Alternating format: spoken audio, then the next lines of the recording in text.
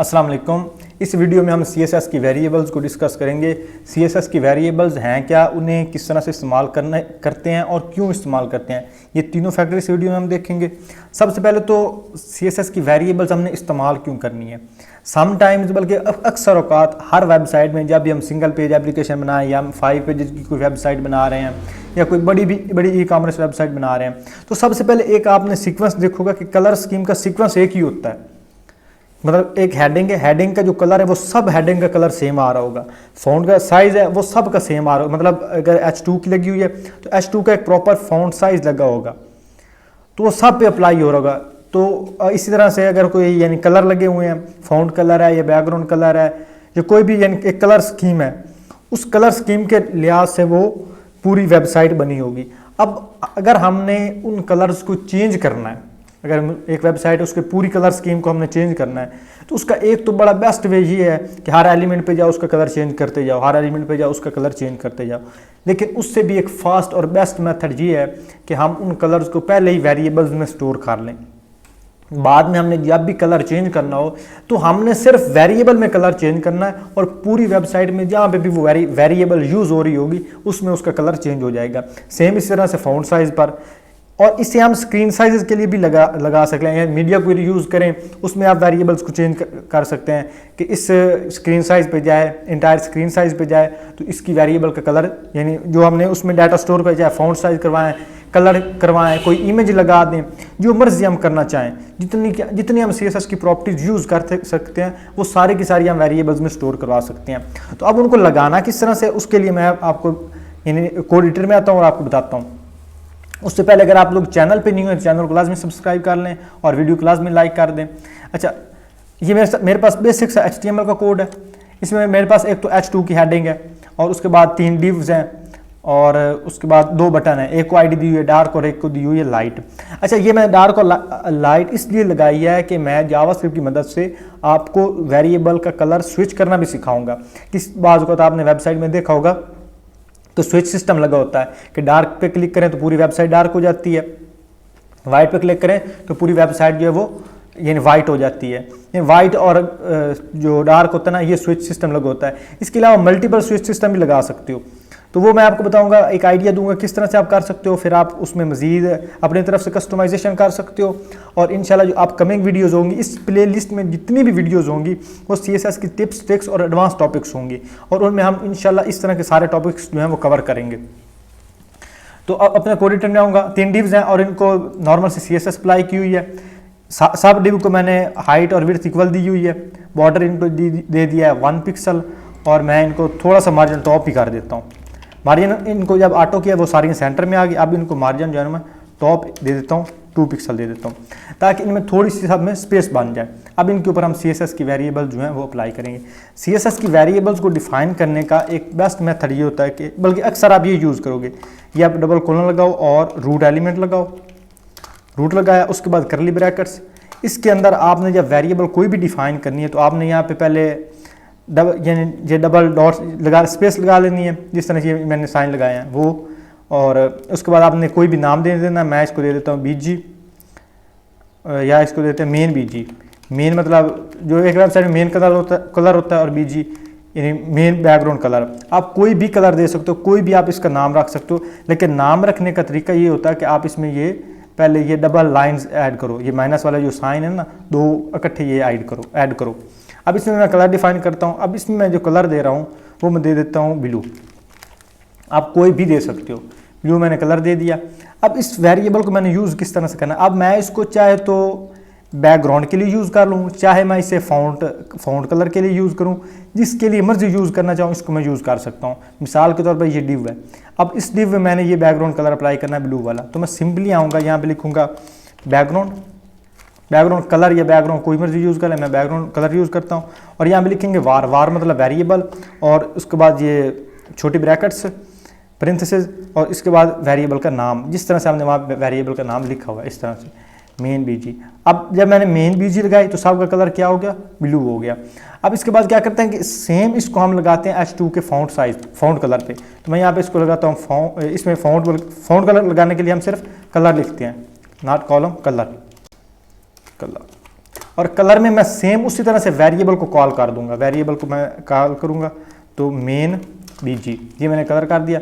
अब इसका कलर भी ब्लू हो गया। अब अगर मैंने इन सब का कलर चेंज करना है तो मैं सिंपली जो है यहाँ पे मैं कलर कोई भी यहाँ पे कलर अपना सेलेक्ट कर लूँगा। अब मैंने ये वाला सेलेक्ट किया तो इन सब का कलर सेम चेंज हो रहा है। तो इस तरह से हम CSS की वेरिएबल जो है उनको अप्लाई कर सकते हैं। अब थोड़ा सा आपने खुद भी इसमें दिमाग अपना लगाना है कि हम इसे मज़ीद किस तरह से अच्छा कर सकते हैं।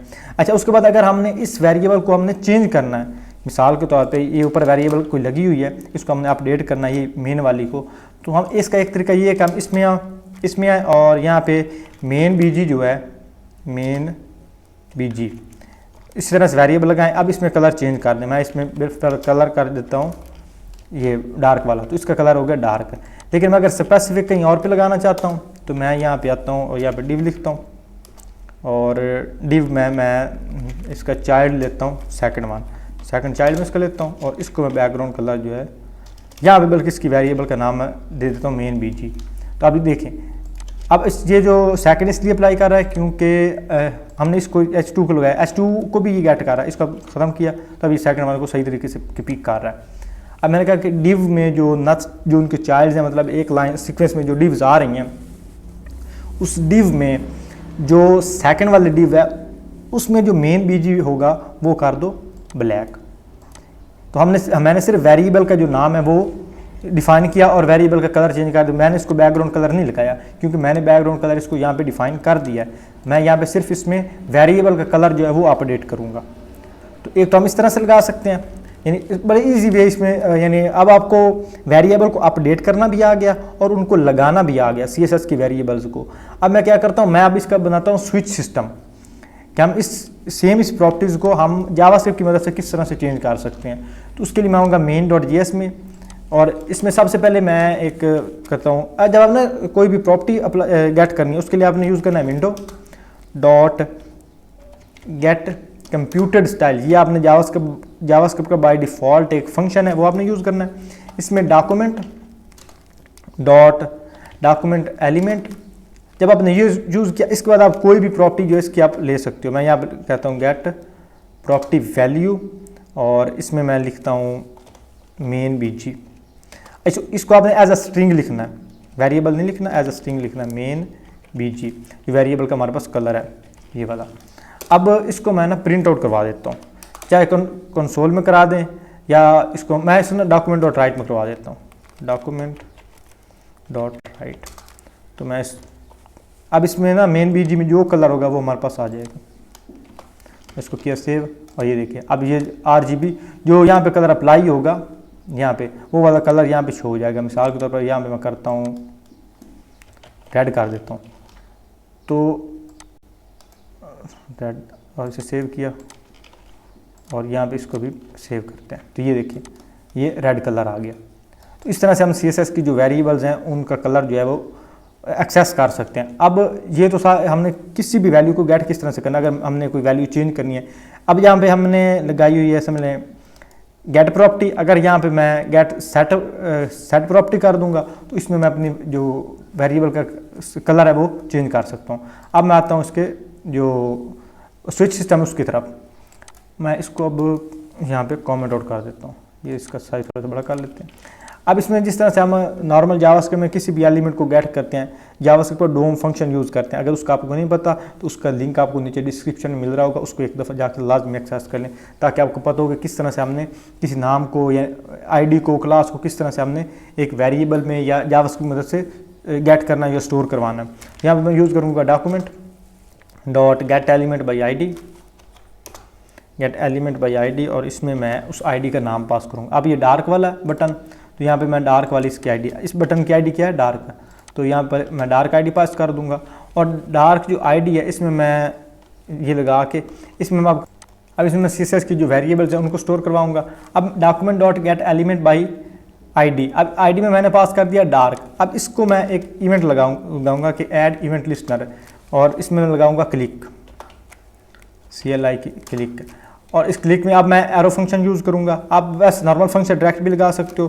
तो एरो फंक्शन यूज़ करने के लिए इस तरह से ब्रैकेट्स और ये इक्वल का साइन और इस तरह से यानी जो ग्रेटर देन का साइन होता है वो हमने लगा दिया और इसमें हमने करली ब्रैकेट को पास कर लिया। इस तरह से हम इसका एरो फंक्शन लगा सकते हैं, क्योंकि ES जो 6 है उसका एक समय फंक्शन है ES6 और ES5 का, तो वो मैं आपको उसका लिंक भी नीचे डिस्क्रिप्शन में दे दूंगा उन वीडियोस का, उनको भी आप एक दफ़ा जाके देख सकते हो। अब इसमें मैं लगाऊंगा कि document element dot style dot set property. अब सेट प्रॉपर्टी में मैं उस वेरिएबल को गेट करूंगा। हमारे पास उस वेरिएबल का नाम है मेन BG, तो यहाँ पे मैं मेन और BG ये लगा देता हूँ और इसमें मैं इसकी जो प्रॉपर्टी है वो मैं कर देता हूँ ग्रीन। अब इसका मतलब क्या है कि जब भी डार्क एलिमेंट पे हम करें क्लिक, तो ये ऐड इवेंट्स में क्लिक करें तो एक फंक्शन काम करे, कौन सा, ये वाला। इसमें डॉक्यूमेंट डॉट गेट एलिमेंट, उस एलिमेंट को गेट करो जिसका स्टाइल, जिसके ऊपर प्रॉपर्टी लगी हुई है मेन BG ये वेरिएबल। अब इसको हम चेंज करेंगे इसके क्लिक के ऊपर। अब इसको ऊपर मैं क्लिक करूँगा इसका कलर चेंज हो रहा है। अब अगर मैं इसका कलर यहाँ पे कर देता हूँ, समझ ब्लैक कर देते हैं, तो सेव करके आप डार्क पे क्लिक करेंगे तो इन सब का कलर क्या हो रहा है, ब्लैक।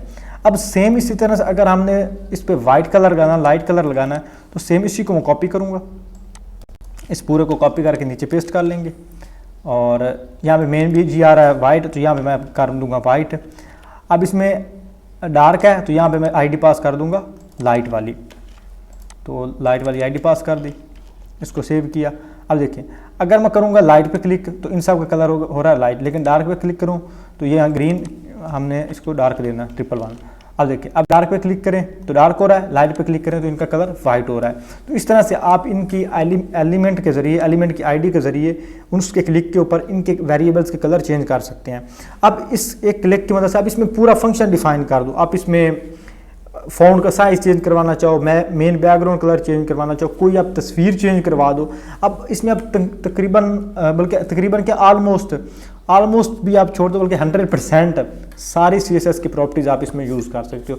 कोई ऐसी प्रॉपर्टी नहीं जो आप CSS वेरिएबल में स्टोर नहीं करवा सकते और उसे एक्सेस नहीं कर सकते। अब उसको अब एक्सेस करके जावास्क्रिप्ट के साथ, जब जावास्क्रिप्ट की मदद से आप थोड़ी सी फंक्शनैलिटी दे दोगे तो आपकी वो जो समझ यूज़र इंटरफेस है और जो व्यूअर इंटरेक्शन है वो कितनी ज़्यादा बढ़ेगी और आपका स्किल लेवल भी अप होगा। आपको भी मज़ा आएगा कि मैं कुछ वो चीज़ें बता, जिनको जान वाली चीज़ें बना रहा हूँ। अब इसमें जान है ना, डार्क पे क्लिक करते हैं डार्क हो रहा है, लाइट पे क्लिक करते हैं तो कलर लाइट हो रहा है। तो इस तरह से आप यानी CSS की वेरिएबल्स को आसानी के साथ सीख सकते हो। ये एक समझ जावास्क्रिप्ट वाले मेथड अप्लाई करो, उसके बाद सेम जिस तरह से मैंने यहाँ पे आपको अप्लाई करना सिखाया वो करो। कम से कम आप ये 5-6 दफ़ा अप्लाई करो, 5-6 दफ़ा CSS की वेरिएबल्स यूज़ करो।